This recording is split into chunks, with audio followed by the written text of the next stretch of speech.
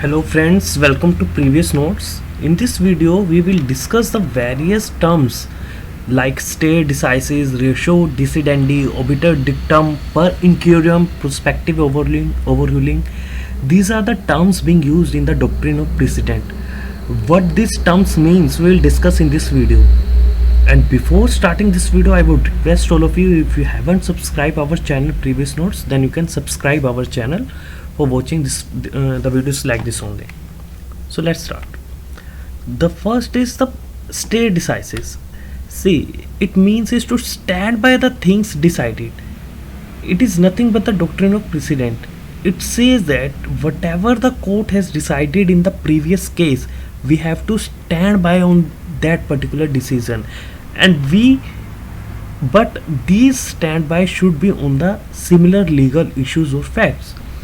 If the issue is different, then the court can deviate from the previous decision. Under the doctrine of stare decisis, a court is generally bound to follow the legal principle established by higher courts within its own hierarchy. See, you know that in India, Supreme Court is the apex court.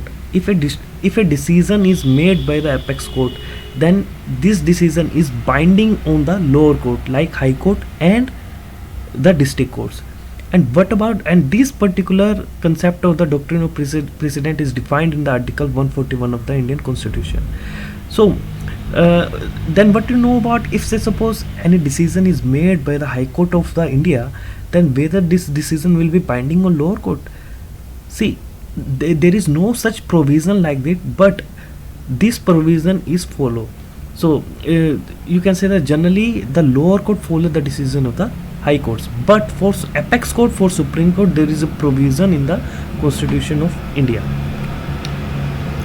So why the doctrine of precedent, or you can say that the stare decisis is being followed?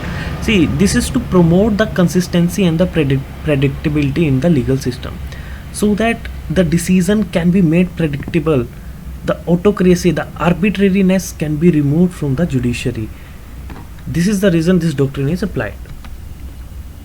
Now we will come to know the ratio decidendi.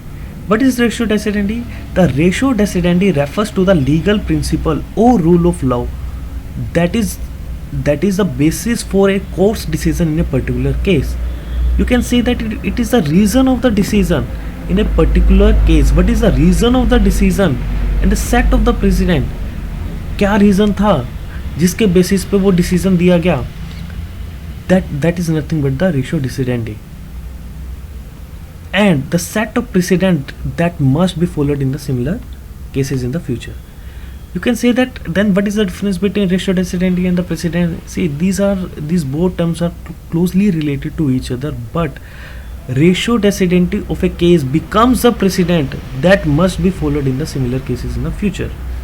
You can say that ratio decidendi he precedent बनता है जो हम similar cases में follow करते हैं. I hope this term is clear to you. The ratio decidendi is the essential element of precedent that is binding on lower court. This is the essential element. This is the element of precedent, ratio decidendi, that must be binding on the lower court. It means the reason of the decision is binding on the lower court. In short, you can say that. And what is obiter dictum?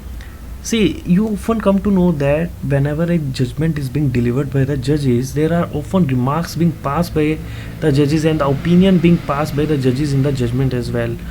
Whether these remarks or the way of opinion, it is necessary to be followed by the lower court. Let's see.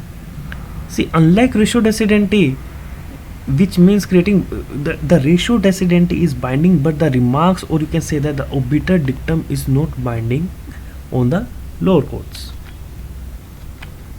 But is per incurium. See, a decision or the judgment that has been made without considering a relevant statutory provision or a binding precedent that should have been applied in the case is nothing but the per incurium. It means that a case is there, so its provision is there in the law that must be followed in the case that has been decided earlier. So whether we need to follow that particular decision because a particular statutory provision was not followed in that case. If this is the case, then we don't need to follow the doctrine of precedent for that particular case. We can ignore that. We can, because error was made, the provision has to be followed. The provision has had to be taken into account, but that was ignored by the judges, so that was not binding. This is nothing but the per incuriam.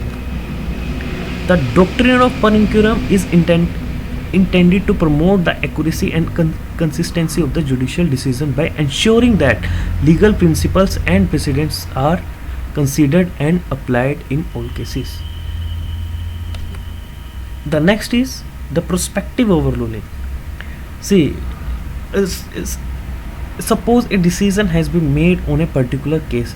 Now whether that particular decision will be applied forever, to overcome this, a prospective overruling concept has been developed. In this concept, the courts are allowed or modified or overturn a previous decision, but to limit the effect of that decision to the future cases.